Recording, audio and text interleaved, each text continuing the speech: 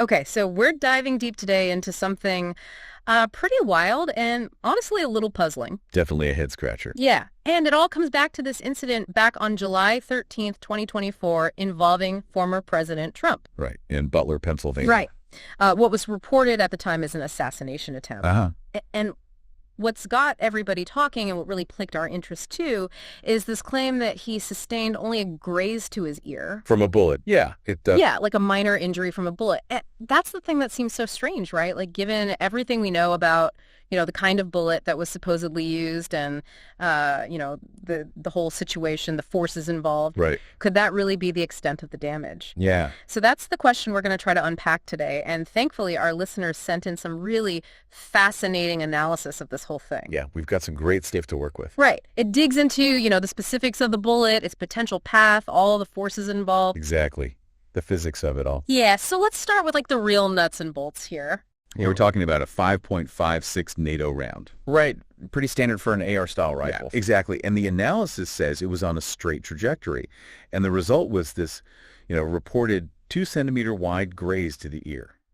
Yeah. On the surface, it sounds almost like, not that big of a deal. Right. Almost like a glancing blow. Yeah. But the thing is, we got to factor in just how fast this bullet was likely moving. Right. Because speed is key. Absolutely. And the analysis estimates the velocity at impact to be somewhere between 2,500 and 2,800 feet per second.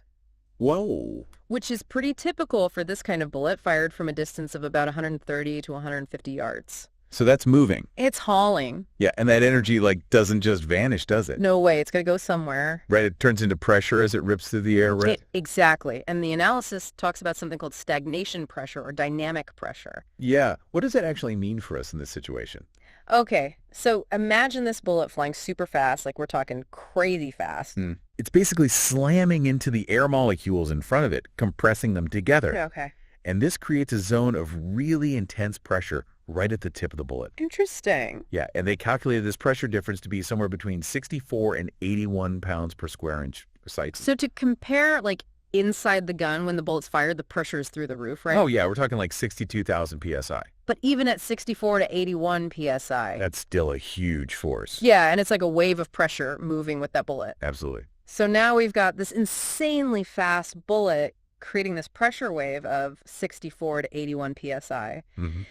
And the ear is a pretty delicate organ. Oh, for sure. And the analysis really gets into what that kind of pressure could do if it passed close by. Right. And from what I read, a minor graze might not be the whole story when we consider that pressure wave. You could say that, again, that analysis suggests that a pressure wave of 64 PSI occurring within about an inch of the eardrum would likely cause some pretty serious damage. So not just a little ringing in the ears. Oh, no.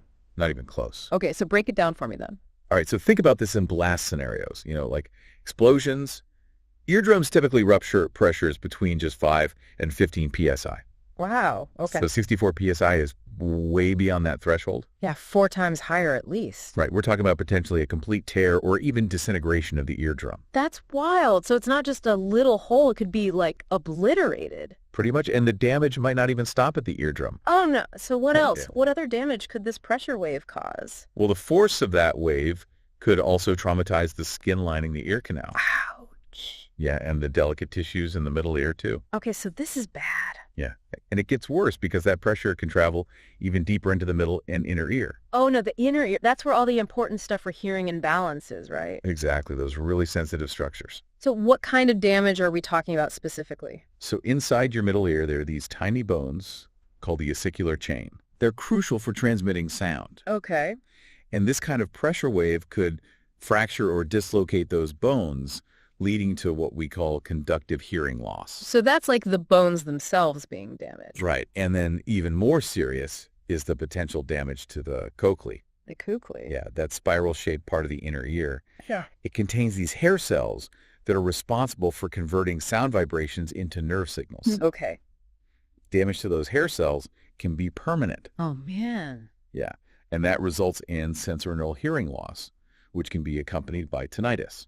That's the constant ringing, right? Exactly. Or hyperacusis, which is an increased sensitivity to everyday sounds. So everything sounds way too loud. Yeah. It could be really debilitating, and it could even mess with your balance, too. Right, because the inner ear controls balance as well. Exactly. The vestibular system is in there, too. Yeah, and I remember from the analysis that trauma to the semicircular canals in that system could lead to vertigo.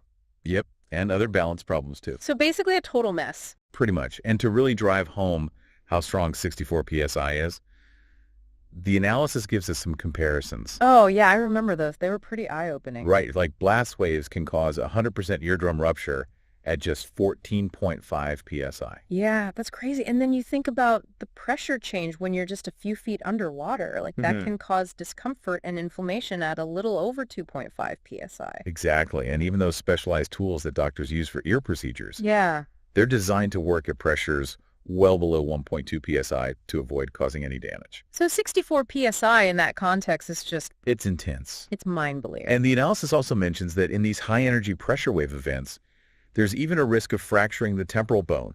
That's the bone around the ear. Right, and in very extreme cases, even leakage of cerebrospinal fluid. Wow. So that means there's like a force connection between the middle ear and the brain. Oh, it's serious stuff. So basically, the analysis concludes that a 64 psi pressure wave that close would likely obliterate those delicate ear structures. It's very likely. And probably requiring surgery. Almost definitely and likely leading to lasting hearing and balance issues. Okay, so even if the bullet just like zoomed past within a really short distance and didn't actually hit anything, that pressure alone could still cause major damage to the ear. Absolutely. It makes that report of just a 2-centimeter graze seem... It's unbelievable, right? It raises a lot of questions. It really does. And to understand the potential long-term effects even more, we should look at what can happen even with just a ruptured eardrum from a blast. Right, so even without a direct hit from the bullet. Exactly. The analysis touches on that too. Yeah, because a ruptured eardrum is nothing to sneeze at. What are some of the long-term problems that can come from that? Well, you can see both sensorineural and conductive hearing loss. Right. The sensorineural loss from damage to the hair cells is often permanent, unfortunately. That's tough. Yeah, conductive loss from damage to those tiny middle ear bones might be fixable with surgery, though. Okay, that's good. But then there are those ongoing issues like tinnitus and hyperacusis. Right, those can really affect someone's life. Absolutely. They can even be linked to other cognitive and emotional problems, too. Wow.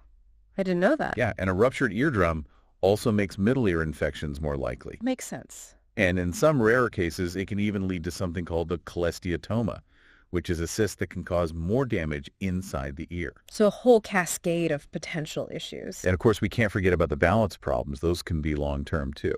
So whether it's the direct force of that pressure wave from a near miss or an impact that causes a rupture, the ear is incredibly vulnerable. It really is. And this all brings us back to that initial question you brought up. Yeah. How do we square this analysis, which suggests a high chance of serious ear trauma, with a report of just a minor graze? They seem like totally different scenarios. Right. So let's recap. We've leaked out what the analysis says. Yep. The type of bullet, the estimated speed, the pressure wave it would create, and the damage that level of pressure could cause to the ear. And all those intricate little structures in there. Exactly. And we've also looked at the potential long-term consequences, even from just a ruptured eardrum. Right. And here's the thing that just doesn't quite add up for me, and I bet for a lot of our listeners too. Yeah. The physics based on this analysis seem to point to a very different outcome than a simple 2-centimeter graze. It really makes you think. It does. It's important to remember that we're not here to give opinions or make judgments about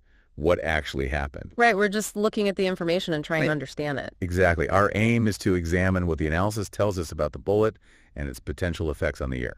And what we can say is that there seems to be a pretty noticeable difference between the potential for injury suggested by the physics and that reported graze. A big difference. Yeah. So as we wrap up this deep dive today, the analysis of the bullet's speed and that pressure wave it would created, it really raises some serious questions about how much injury we should realistically expect in this kind of situation. Especially compared to that initial report of just a minor graze. Exactly. It really gets you thinking about all the forces at play, even when a bullet doesn't directly hit something as delicate as the ear.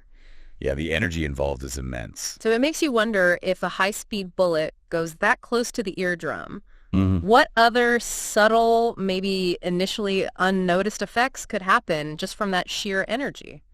It's a good question. It is, and that's something for all of us to think about. Definitely. What other questions does this analysis raise for you?